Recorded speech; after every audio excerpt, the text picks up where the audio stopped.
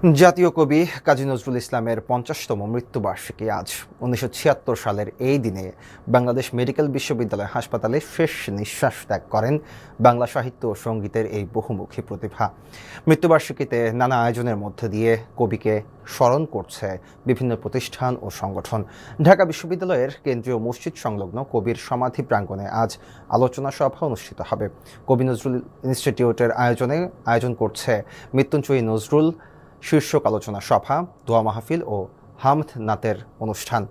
বাংলাদেশ শিল্পকলা একাডেমি আয়োজন করছে ২ দিনব্যাপী আলোচনা ও সাংস্কৃতিক অনুষ্ঠান। আজ সন্ধ্যায় জাতীয় নাট্যশালা মিলনায়তনে অনুষ্ঠানের উদ্বোধন হবে। নজরুল একাডেমিও নিয়েছে ৩ দিনব্যাপী কর্মসূচি। প্রেম, দ্রোহ, সাম্যবাদ ও জাগরণের কবি নজরুল বাংলা সাহিত্য ও সঙ্গীতে সৃষ্টি করেছেন অনন্য ধারা। শোষণ বঞ্চনার বিরুদ্ধে তার কবিতা ও গান মানুষকে যুগে যুগে সংগ্রামের প্রেরণা দিয়েছে।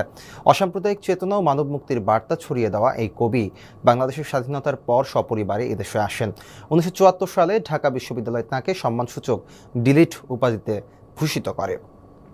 ১৯৭৬ সালে বাংলাদেশ সরকার তাকে নাগরিকত্ব দেয় এবং একই বছরের ২১শে ফেব্রুয়ারি তিনি একুশে পদকে ভূষিত হন। পরে রাষ্ট্রীয় মর্যাদায় ঢাকা বিশ্ববিদ্যালয়ের কেন্দ্রীয় মসজিদের পাশে তাকে দাফন করা হয়।